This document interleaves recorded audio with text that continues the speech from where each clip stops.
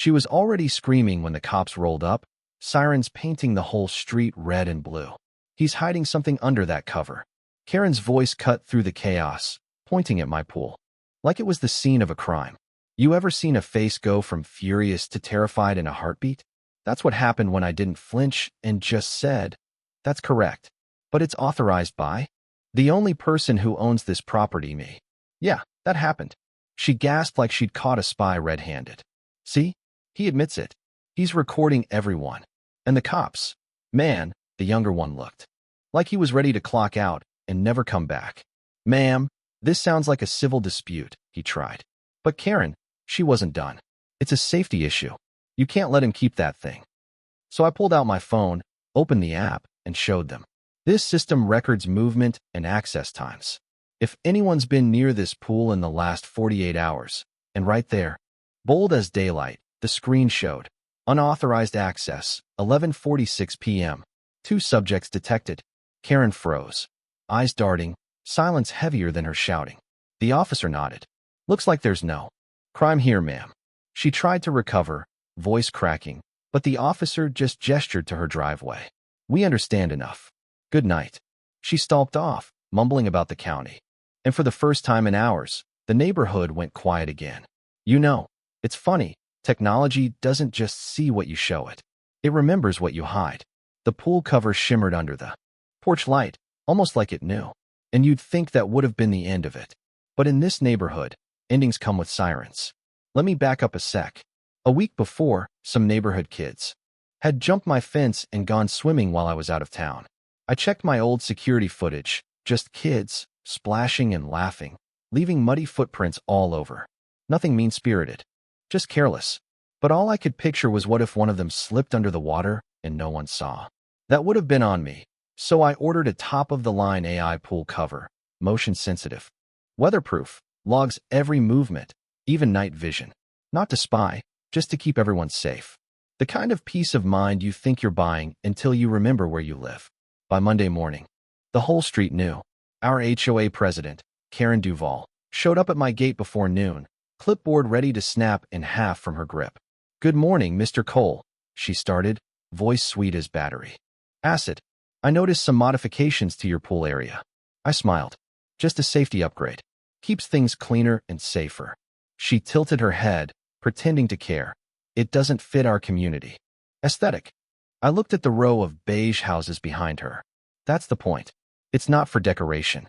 She scribbled, "I'm afraid this type of cover may not comply with Section 8 of our community guidelines." I kept it polite. "Harmony's nice, but safety's better." Her eyes flicked to the cover, then back at me. "Codes," she repeated, caught off guard. "Well, we'll see what's appropriate." That night, the app chimed. Access detected. 3:17 p.m., single subject. Karen, leaning over my fence, inspecting the cover like it was a loaded weapon. I should have been mad. But honestly, I was just fascinated. What makes someone so desperate to control what isn't theirs? The pool cover just did its job, quiet, steady. I thought that'd be the end of it. Nope. Next morning, a letter slid under my door, folded perfect, HOA seal gleaming at the top. Notice of violation, unauthorized technology, altering visual harmony. I almost laughed out loud. Visual harmony. It read like a ransom note written by a lawyer. Inspection required in 7 days. They wanted to snoop. Karen's fingerprints all over that letter. Polite, but sharp, threatening without ever raising her voice. Thing is, I work in cybersecurity. Bureaucratic intimidation just makes me dig in. So I gathered every document. Manufacturer certification, city safety code approval, energy efficiency reports, emailed it to the board. My message was polite but sharp as attack. "Here's everything, fully compliant. Let me know if you need more." Bureaucrats hate facts more than confrontation. Karen's reply? "Sugar wrapped around glass. We'll review your attachments and determine whether your interpretation aligns with the community's intent." The real intent, you could tell, was to grind me down until I caved.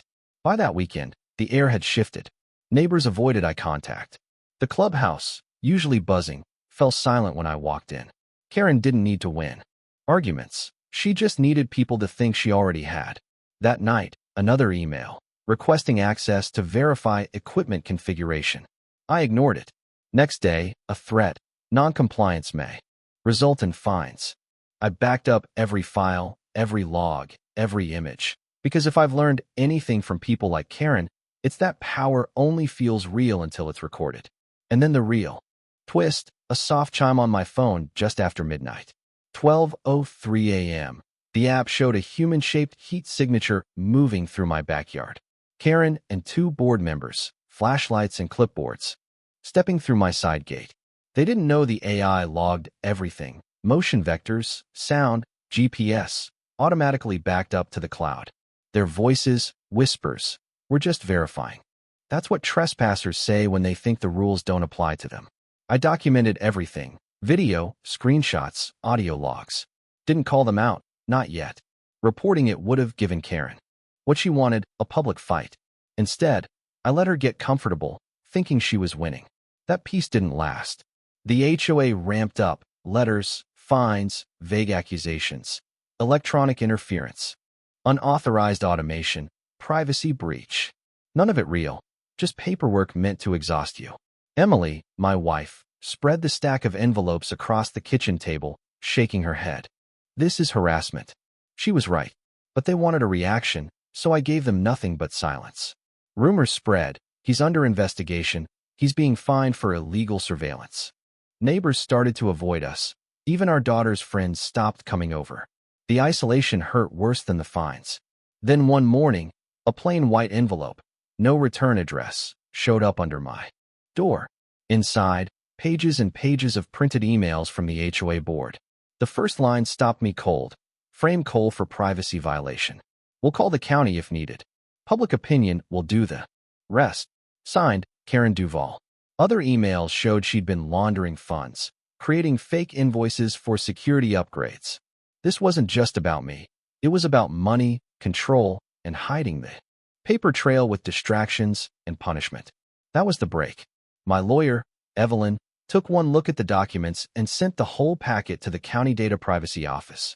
Within days, investigators rolled into Crescent Valley, county jackets, clipboards, laptops. Karen tried to stonewall, but Ruiz, the lead investigator, was relentless.